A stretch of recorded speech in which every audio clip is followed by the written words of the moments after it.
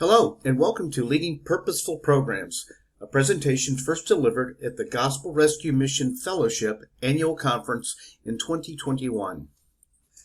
First, let's talk about the overall goal of this seminar, and it is to acquire practical tools to help reduce uncertainty and increase confidence in program operation. The key word here is going to be intentionality. Oftentimes, people that are running programs or leading programs are very occupied with the practice of running the program itself, and therefore may not have the confidence they would hope to have by being able to rest on really solid design or solid measurement instruments. So here are the topics that we're going to cover in this seminar. The first is going to be a biblical model of planning. Actually, there's several that we're going to look at. Then we'll turn our attention to the tools for program development and purposeful programs. From there, we're going to look at some different layers that go along with developing purposeful programs. And then we will turn our attention towards measurement of purposeful programs. So let's go ahead now and turn our attention to biblical models of planning. And the first that we're going to look at is a very well-used example, and that is Nehemiah. And you can see here with Nehemiah, it's pray, plan, build. And that is, in essence, what many of us do when we are developing our programs. We're praying for direction, for wisdom, for insight into the needs, and also the prayer undergirds our planning as well, and that is how we are going to develop the plan itself and then building the actual construction of that program. So looking at the example of Nehemiah, the first thing with Nehemiah is he learns that the wall of Jerusalem is destroyed, and what he then does is he begins to pray, and then he goes to ask the king, which at that point was Artaxerxes I of Persia, specifically for permission to go and rebuild the wall of Jerusalem. And in response, the king is pretty receptive that Artaxerxes not only is receptive, but he then aids Nehemiah monetarily and physically. And then Nehemiah returns to Jerusalem. He carries these letters of authorization from Artaxerxes to legitimize what he's going to be doing there in Israel. And then he heads out and he begins to inspect the walls of Jerusalem. Then the third thing he begins to do is he starts the process of rebuilding Jerusalem itself. Now, during this time, if you're familiar with the story, the enemies of the Jews, they plot to attack Jerusalem.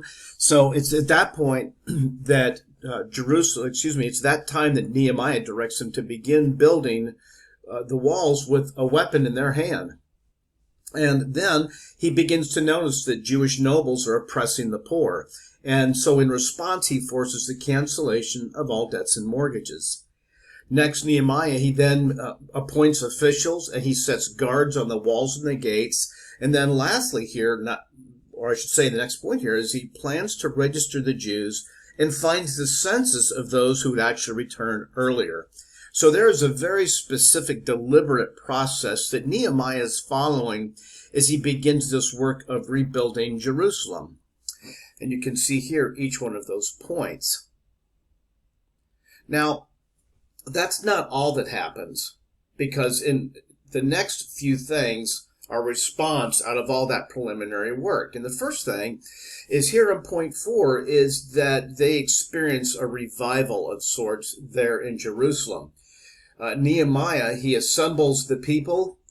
Then he has Ezra read the law. They institute the Feast of Booths, and people then enter into a covenant. Now, the next step of Jerusalem being repopulated also, it actually comes out of those records we had talked about on the previous slide. And so Nehemiah at this point conducts a census of all the residents that are there. And then the closing stages of this operation is that after 12 years of being there, He returns back to Susa.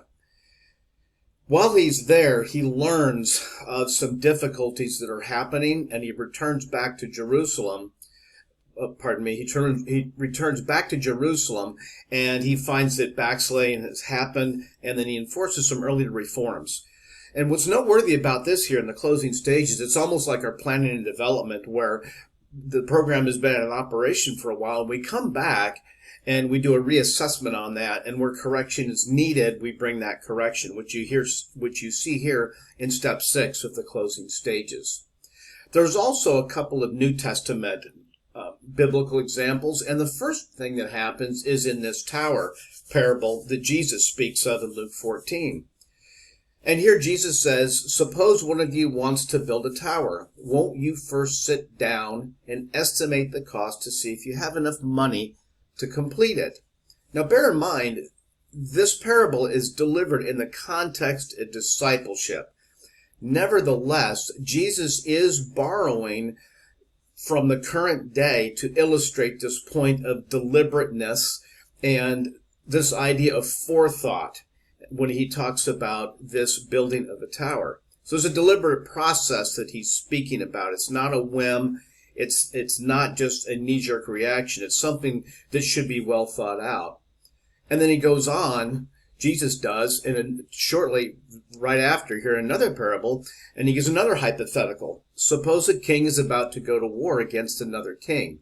Won't he first sit down and consider whether he is able, with 10,000 men, to oppose the one coming against him with 20,000? So here again, Jesus is borrowing from real-life contemporary activities to talk about the deliberateness of discipleship. In our case, it's the very methodical, deliberate action of considering what program that we wish to create, that we wish to develop in our individual ministries.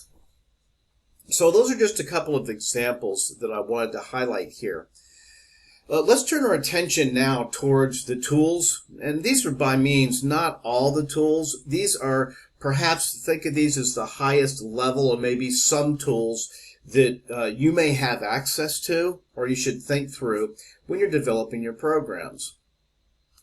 So here, tool 1 is to focus on your participants. Tool 2 is align with organizational values and capacity. Now, when it comes to focusing on your participants, I can't stress this enough, is that you focus on the itch itself and not the scratch. Make sure you'll be scratching when there's an actual itch. And what I mean by that is that you don't start with what strengths the organization necessarily has. You don't start off with, well, we have this service, therefore we will do this thing. You know, if you do that, and there is not a need for the thing that you are proposing, then you won't have any participants. It's always a better solution or strategy to do research within the community. Find out what their needs are. In other words, find out where people are itching, and then develop a scratch to match the itch. So best practices on these are several, as you can see here. The first one is intake assessment. That's where you sit with your clients and you find out what their specific needs are. And in many organizations, they do this very well, and they basically index the contents of the program and the pace of the program to an individual's specific need. Another method that is a best practice is to look into what other programs are doing, and I recommend that you try and stick with an organization of your similar values, your similar structure, your similar size, because that'll give you a feel for what you may be able to do in your settings. Now, you can certainly aspirationally look to massive programs, $20 million organizations that have 100 staff, and they're operating, half a dozen large programs. You can certainly look towards them aspirationally, and it will still help you identify what a lot of the needs are. However, pay attention to your local setting, and don't just assume that because other organizations have this issue that yours is going to be identical or that the way they've implemented their approach is going to work with you as well. So pay attention to your setting. And lastly is the current literature. And when I say current literature, I mean things like trade magazines. For instance, within, pardon me, within different organizations or sectors, you have trade magazines. For instance, in the Citygate network, they have a magazine called Instigate. And in Instigate, you'll find articles written by mostly people that are in member organizations within that larger fellowship. And you'll be able to find out what people are doing there, so then you can reach out to them and, investigate, find out what they're doing and how they're doing it. And then also, don't overlook things like clearinghouse websites. Perhaps your state has a clearinghouse website for nonprofits, and they have articles in there. And, there's web searches as well. So just think about due diligence. Consider what people need before you ever even start to think about what you're going to develop. The second point here, the second tool, is to align your program with the organizational values and capacity. In other words, the tool you scratch with is one the organization would use. So if you think about the values, let's say you're in a very conservative organization, but there are tools you'd like to use that may be thought as, quote, liberal. You may want to be careful there because the organization, even though the tool may be exceptional, it may not line up values-wise with what your organization feels is important or what they feel is essential or central to their own values. So consider that as you're building programs, that philosophical fit with your own organization. And the same thing with the capacity. Aspirationally, as you research in the prior tool, Focus on Participants, I recommended you look at other programs. See what they're actually using, type of interventions or practices that are helpful to them. And that will give you a benchmark, some idea of whether you have the capacity to pull something like that off. For instance, let's say that you identify one of your needs is mental health. And let's say you're a very small organization, maybe you're $100,000, $200,000 budget. You've got maybe a full-time director and a couple of staff people, possibly part-time. And then you decide you want to launch into a clinical type of social work program where you're doing mental health therapy. You probably wouldn't have the capacity to pull that off within the organization. So you just have to think about, as you're identifying the tool, does it match the capacity that you have? Now, a way to get at that is to look at the S here from SWOT. And SWOT is a business type of tool, and not just business, but it's crossed over into the not-for-profit sector as well. And that means strengths, weaknesses, opportunities, and threats. And here's what it looks like in table form. You can see in the upper left-hand column, you have the organizational strengths. And that's going to be very good to identify your capacity. And then the offset on that is your weaknesses. What are the things that you can improve? Where do you have fewer resources? Would others see this as a weakness as well? So you can compare those two and sift those two and determine the actual strengths that you have within the organization. You may realize that, sure, you have this strength in this area. Let's say that one of the things you do well is you really, really partner very well. You're able to build partnerships with the community, external relationships that you could bring along, because possibly one of your weaknesses is that you have fewer resources than others. You don't have the staff, but you can leverage your ability to develop partnerships and relationships with external entities is a way to bring in that clinical social worker to provide mental health. So just because you don't have something, a weakness, perhaps you have a strength that could offset that. There's a few more tools that we can look at. Tool 3 is choosing the right activity, and then tool 4 is capitalizing on resources in partnerships, which I just spoke of. But let's come back to the right activity. Determining the right activity means that you're going to bring your resources and your participants together at the same time so that you can facilitate a change in your participant, whether that be a short-term, an intermediate term, a long-term outcome. In essence, you're choosing the right tool to determine when, how, and how long to scratch to relieve that person's itch.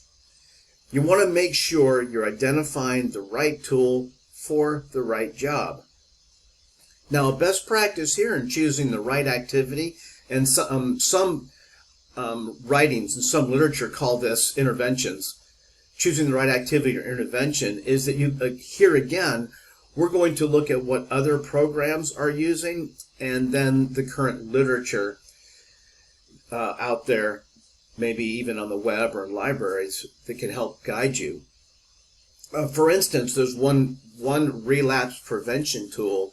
It's the Genesis process, and the Genesis process is kind of interesting because it lays out a scale. It's an acronym, FASTER, and what that does is if a person goes through this process, pardon me, they're able to work themselves through this scale, and it escalates. So, like F is the first thing that a person may experience. It takes them all the way through the emotions and feelings and actions of the ASTER part of that acronym.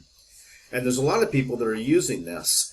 And so that's an example of maybe if you don't have a relapse prevention tool, you may consult other organizations, maybe it's other missions, and you may hear this other programs, you may hear about this Genesis process, and that would tell you that that could be an intervention that you could use. And then again, there's current literature through different trade magazines. So choosing the right activity is going to be an important tool for you as well. Tool 4 is capitalizing on resources and partnerships. Now, I mentioned this in the previous slide when I was talking about SWOT. So here you're asking yourself the question, what do I need to do to scratch? Do I have a scratcher? And if I don't have a scratcher, where can I get one? And then once I may find one, do I need help in the scratching? Pardon me. And the best practice on here is to look at sector organizations. So meaning perhaps it's other shelters, perhaps it's other rescue missions. Maybe you're in the same geographic area where travel is not a huge impediment, and maybe you can share staff, you could share resources, buildings, that kind of thing. But what are other people doing? Maybe another organization on the other side of town has excellent mental health, but you don't have that thing. So maybe as people come into your program and you realize that mental health is important, you may reach out to these sector organizations and develop partnerships with them where you would send them your clients, and then your clients would receive the services through these organizations. In the same way, you could also look at colleges and universities. For instance, if you have a college of social work, you may be able to reach out to that college and university, get social work interns or possibly ministry interns or business interns, whatever the case may be, to be able to help in individual areas of your organization. And then there's another place you can look at, and that's clearinghouses, such as rescuemissioncurriculum.org and cityvisioninstitute.org. And for an example, here's Rescue Mission Curriculum. Now, rescuemissioncurriculum.org would probably be a good resource for you because it really does focus on the client.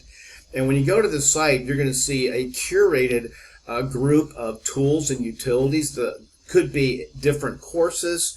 It could be different resources that an abundance of rescue missions or other organizations working with the poor may use. You can see here Right Now Media may be one of those. It can also be like Financial Peace University or Genesis Process. But this is a great first place to look is rescuemissioncurriculum.org. And check the values alignment. Do your values mesh with this clearinghouse type of organization? And then here's another one, City Vision Institute. This is another free site that City Vision University operates. And City Vision Institute is similar to Rescue Mission Curriculum.org, but the difference is this really does focus on staff versus clients, whereas Rescue Mission Curriculum is more client-centric. City Vision Institute is more staff-centric or senior level, or clients, people that are nearing the end of their process. They're with you, and possibly they're going on, and maybe they're going to become part of your staff. And they can take these courses here at City Vision Institute a couple different ways. They could take these as just taking them for free, and when they click on those, it'll take them through the whole process, downloading material, etc. Or they could actually take it for credit as well. And there's a process how to follow that on the City Vision Institute website here. But that's just an example of being able to reach out to these clearinghouses and think about, gee, I could probably get this resource and leverage the relationship versus having to create it for my own organization. Here's a couple more. The first thing, the fifth tool here is to monitor and evaluate, and the sixth tool is to communicate. So when I talk about monitor and evaluation, it's this question: is our scratch relieving their itch? And oftentimes this is where organizations lack the time and the resources to follow up. We have anecdotal information. In other words, as we go through the operation of the programs, we can see our participants either succeeding or failing. And out of that, we develop an inner sense of how they're doing. And possibly if you're following graduation rates, you can see how well the program is succeeding in at least the graduation part of the process. Now, there's some best practice data sources that you can get to with this. The first one is an exit interview. So if a person is going to graduate from your program, it's very helpful to find out from them, what is it that made you succeed? Or it could very well be, what is it that caused you to fail? Another way to get to that after the exit interviews is by focus groups, and that's calling people together and hearing what they have to say about whether they passed or whether they failed through the system. But what is it, or what do they think are the key elements that helped them in that process? And then another great way to get data sources is through surveys. So you could take things that you're learning from the exit interviews, and you could identify some themes and maybe go into a focus group or two with those themes to see if those resonate with those focus groups. And if they do, and you have some agreement there, then you could send out a survey to a much larger group of people to see if the survey matches what the focus groups are finding that you are derived from these exit interviews. Now, the best practice metrics, if you're going to monitor and evaluate, best practice is that they're stakeholder driven. And that means that if you're trying to determine effectiveness, you want to think about the success rate or the changes that happen within your participants, not how many of this that you did, how many hours you taught, or how many people attended, or how many people you case managed. Those are important. Those are more performance type of metrics that tell you how the organization itself was able to deliver an activity with the resources it had. It doesn't necessarily really seek to uncover the change that happens in an individual's life. And so that's when we talk about being stakeholder driven, is really getting to the outcomes, the short term, intermediate term, and the long term outcomes, those changes that happen with an individual, and be able to track those changes within an individual. And then the next best practice in our metrics is to be extremely selective. In other words, to think through the numbers that you need to speak about the most change that happens in an individual with the least amount of numbers. Think about bang for the buck here, or return on investment of time. Of all the things you could measure to show success for each one of these outcomes, what are the ones that are going to tell you the most? What are the fewest number that will tell you the most amount of information? Because if you're not careful, you'll develop so many metrics that you may have problem measuring them. And even if you do measure them, then you still have another couple of steps beyond that, which is analyzing and then acting on them. So be very selective as you're choosing your metrics. And then lastly, make sure you're regular with them. Regularity is a hallmark of excellent monitoring and evaluation. In other words, like clockwork, you're evaluating every 30 days or every 60 days, every 90 perhaps. Or maybe it's by phases. A person goes through a phase 1 and then they go to a phase 2.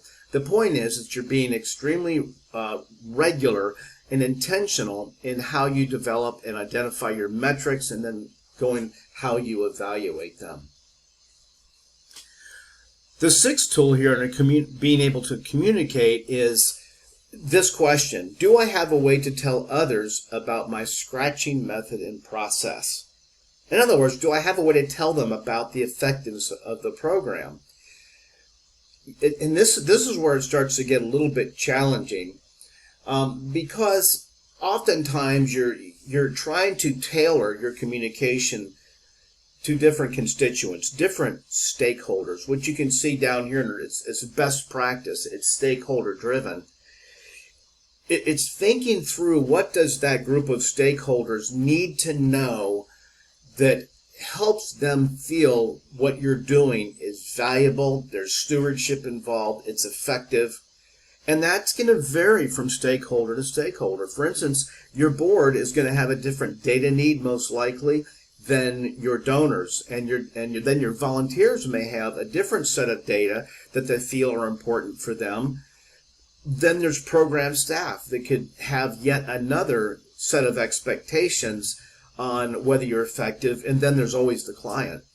So you're thinking through all those ways to communicate to each different group of stakeholder, and then once you've thought about what that looks like, then it's how to get that word out.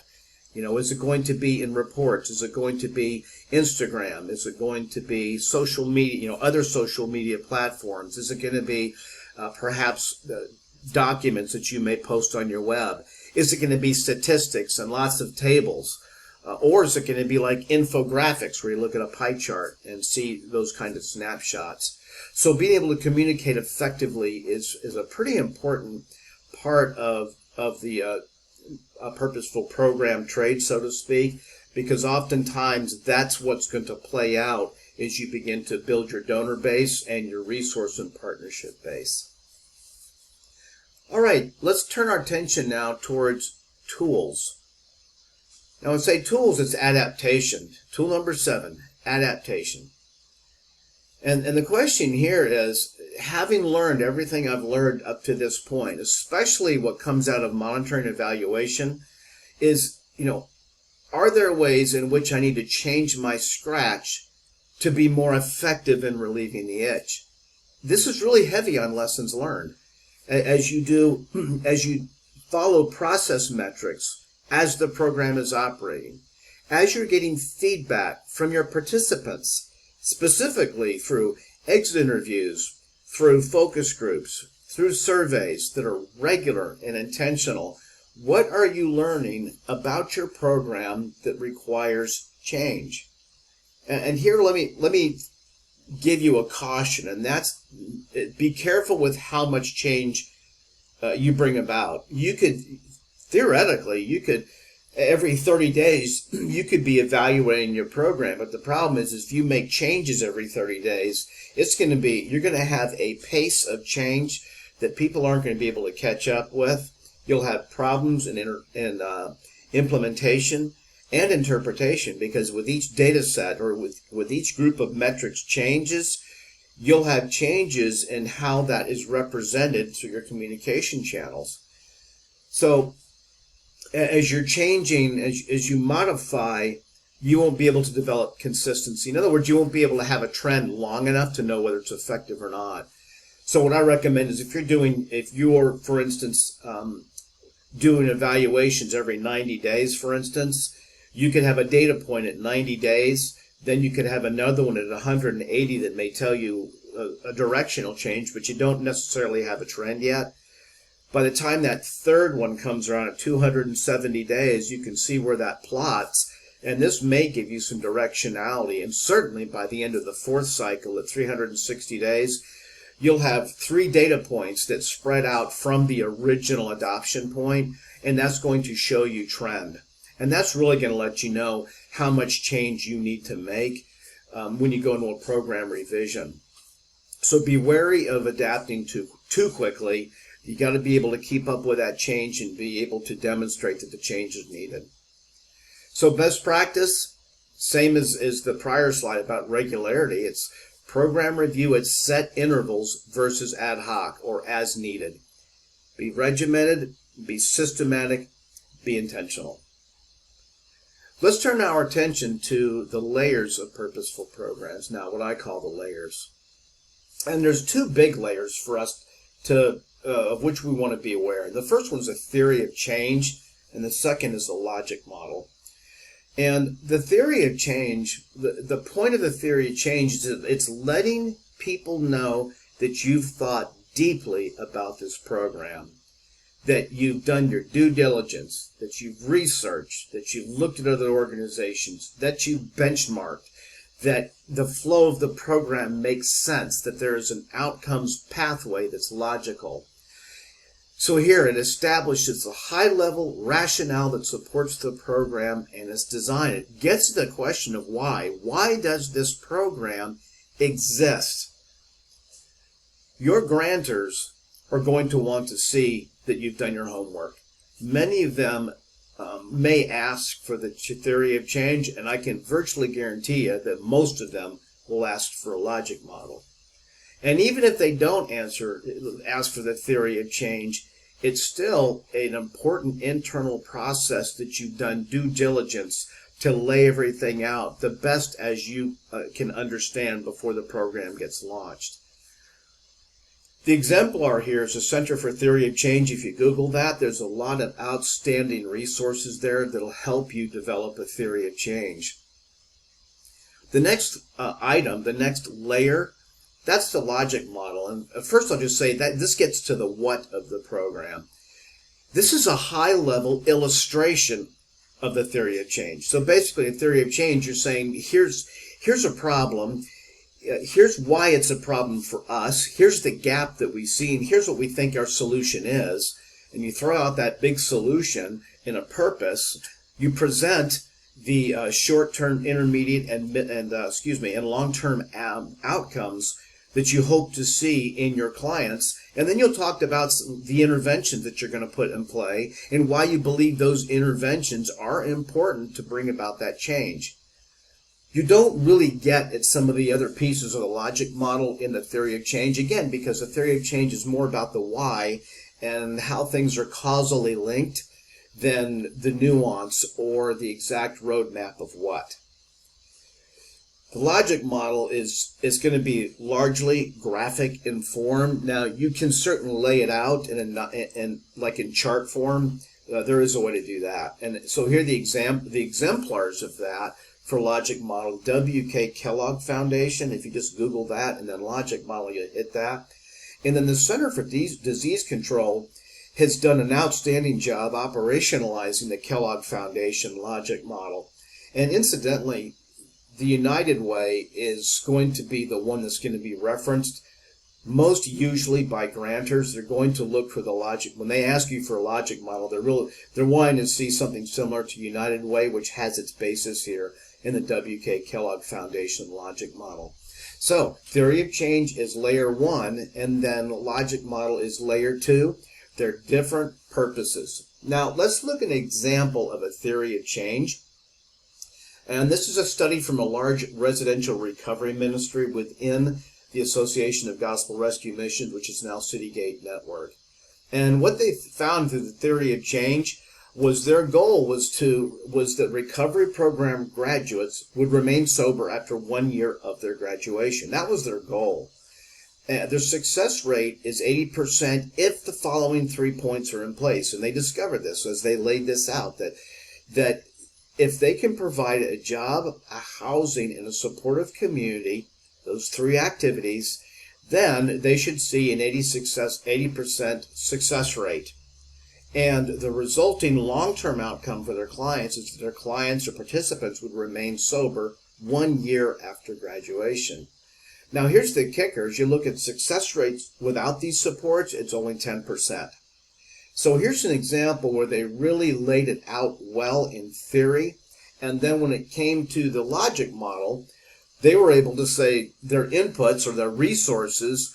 They had a $150 million program staff, and that includes staff and facilities and computers and elevators and everything else, that with that kind of cash, they could work 7,500 participants in a 6-month residential work therapy ministry.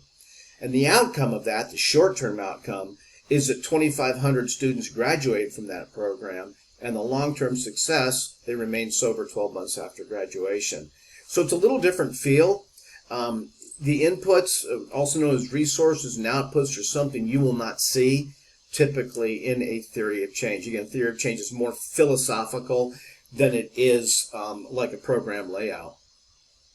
So here's an example coming up of a theory of change that's brought about, or I should say, using the Kellogg logic or the Kellogg Foundation example of theory of change.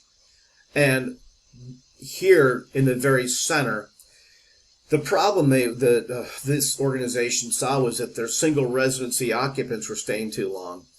And when that happened, it reduced access to first-time emergency, overnight, and single resident occupant housing residents. And that basically ended up in return visits by former residents, people coming back on the system. The needs that were identified is 100% of the residents report at least 2 barriers to maintain affordable housing. So this is needs now. And the homelessness, that's comparing that against our larger population, multi-system barriers and at least 59% of the people. So a strategy then becomes to be, well, affordable housing and working through barriers.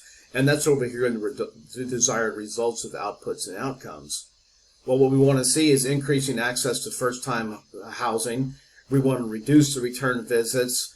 Clients would have, or I should say the organization would have increased organizational throughput from emergency housing all the way through transitional housing. Create that transitional housing program, create a social work program. That would be an output of what this organization did, and then create case management program, and that's output related as well.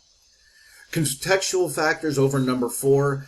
The 3-year trend shows increase in demand for transitional emergency overnight housing. This is things happening outside of the organization. Current unemployment rate, 8%, and a 2-year forecast the same. This was back post-implosion, 2008. So this shows that 8% trend. And then increased interest by leadership, the board, and donors for more transitional and more emergency overnight housing. So basically, we had the SRO was going on where people were staying way too long, and that the problem with that is that reduced the organization's ability to deal with people that were in transition or actually overnight homeless. Some of the strategies that we looked upon was creating transitional housing. That was a great strategy. It gave people an opportunity to transition from homelessness to get the skills they needed to be able to go out on their own. And then social work internship programs. That was a resource that was important to be able to leverage. And then actually having staff with social workers and social work interns, chaplains, volunteer case aides. So how do we augment the staff here? And then the assumptions, why does this organization think it's going to work here? Well, the UGM staff is let me back up. Sorry about that. The organization will staff it with durable relationships with volunteers and programs. So looking out at other schools that they can pull in staff on. The social worker and the chaplains are going to be foundational to that casework. And then the leadership board and donors will continue to support. These are all the things we think of why it's going to work, these strengths of the organization. And then lastly here is the rationale behind the theological rationale behind the program. Healing the Bible has immediate and long-term physical, emotional, spiritual, social, political, and economic consequences. So the programs are going to specifically focus on empowerment or increasing the agency of the individual. So you can see this is a very high level type of document. It does not get in the weeds. It's very conceptual. It's laying out, here's what we think, here's what we've learned, and here's why we think it's going to work here. Now, when we execute the logic model, this has got a different feel to it. In this case, by taking a left to right direction, is we take all these resources we have in the very far left-hand column, and the resources are necessary to carry out the activities. Case manager meetings, coordination of service, ancillary services, for instance, budget classes right here. Now, if we can do that, the things that we can begin to track, the evidences that show that we've conducted these activities was we can track the number of case management meetings. Then we can turn that around a little bit and say, well, how many participants attended case management? Another thing we wanted to track was the number of services coordinated, or the number of participants that received coordinated services. So you're looking at two different things. In the first half of this case, the number of services coordinated, that's specifically a function of your performance, and then the number of participants received coordinated services, that's more about the performance-oriented metric of the outcome itself. So one talks about the organization, you flip it around, you say, well, here's what the individual received. So all these outputs right here are all things that the organization wants to measure to track how well they're doing with the resources and activities that they plan. And that leads us to short-term outcomes. Now here, the short-term outcomes, all these things together bring about this change in the individual, a change in attitude, skill, or knowledge. And just taking the first of which, maybe the participant can match the level of medical care appropriate to their need. So here there's some training that's going on back in here. That's specifically going to be within the case manager meetings, for instance. They'll be talking specifically about what's proper and what isn't. And that's going to happen right here through these case management meetings. And then outgrowth of that is the clients learn what is the proper level of medical care that they need. That's a short-term outcome. And then their behavior changes as a result of that. And here, the intermediate term outcome is all about the change in behavior. So now they're acting appropriately. They're using primary and emergency medical care in the right way, which leads to this long-term outcome, this participant being successfully housed. And you're thinking, well, how does that connect between using primary medical care appropriately? Well, if a person's successfully housed, this medical care is part of that versus inappropriate medical care. They're not resorting necessarily on just the emergency room. They have a primary care physician. And that's an important one because it's oftentimes a barrier towards long-term homelessness. Long-term homelessness. A frequent barrier to that is routine medical care. All this ties into the program purpose, which is participants will begin resolving barriers preventing them from being successfully housed. So all these things point together. Another way to take this is to work it backwards and say, well, okay, participants will begin resolving barriers. Well, what does that look like? What is an outcome? How do I know if this is happening? Well, the first thing is you see a person is successfully housed. Well, then what needs to happen? What change in behavior needs to occur to achieve this change in condition? And that's any of these. These are all the behaviors that need to change in order for this outcome to be realized.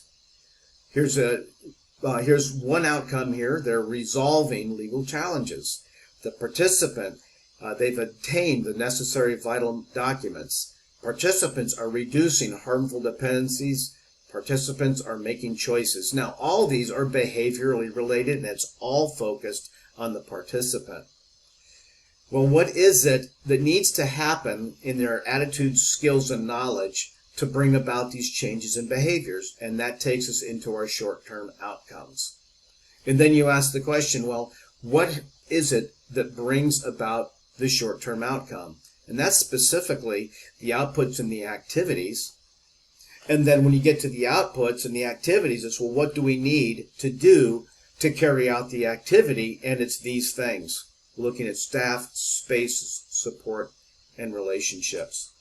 So those are the two layers. I encourage you to get out there and type these in your favorite search engine, theory of change and logic model, and you will find ample information. Let's turn our attention towards monitoring and evaluation. Now, I've already addressed some of this. Let's look at it in a little bit more detail, however. This will help you. So we have outcomes, indicators, and outputs. Now, oftentimes, organizations measure their success on outputs instead of this: the hope for short, immediate, and long-term changes that occurs as a result of an activity. And I'm going to insert a little bit more in here. It's the hope for change in a participant's. So that's what we're looking for, is hope for short, intermediate, and long-term changes in our participants that occurs as a result of an activity. So the short-term outcome, changes in attitude, skill, and knowledge.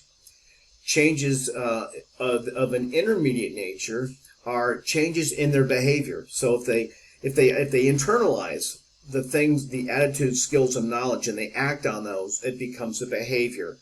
And once the behavior sticks around long enough, that results in the eventual change in their condition, long-term changes. Now, an indicator is something then which tells us the evidence the outcome has occurred and by how much. So when you're writing an indicator, what you're doing is you're saying, this is how I know that this short-term outcome has been achieved. Or this is how I know this intermediate term outcome has been achieved. Or this is how I know the long-term change has happened. So for instance, in budgeting, if we think about how do I know a short-term outcome has changed, well, look at their attitude, skills, and behavior. They took a class, for instance, in budgeting or finance, and so before the class, you know, or you assess what their attitude is towards budgeting, and then after the class, you measure that same thing, and then hopefully you'll have an increase or a change in their attitude towards budgeting, and perhaps their knowledge. You could talk about all the components that are necessary in budgeting, and then you give them a quick exam, maybe, for instance, and where they have to tell you what the parts of a good budget are, and that's a change in their knowledge. And then perhaps you could then assess skill. Can this person create a mock budget, and before the class and then after the class? And so those are three ways to get to short-term outcome. And then that leads to a behavioral change. And so what could be the indicator for a behavioral change related to budgeting? Well, it would be this person is now living by a budget. You hear the ing there. It's in process. They're getting better at it, or they're increasing in their ability to live according to their budget. And the indicator for the different indicators for that, you could look at, perhaps they're resolving debt, or perhaps they're putting money in the bank now, or perhaps they're removing legal issues attached to their money, like child support, for instance. Anything you can get to that's going to show you that they are now, having a better grip on living according to a budget. And the thing is that it's not bedrock from one organization to another. It's going to vary. So it really comes down to your organization on what you estimate is going to be an important indicator. And then lastly, the long-term change, possibly the person is now financially solvent. And the indicator, it could be one indicator, it could be three. It's whatever you believe is a necessary indicator. Just be careful how many you track, because of what I mentioned beforehand, being very selective in your indicators. It could be that this person now has money in the bank, excess money in the bank at the end of the month.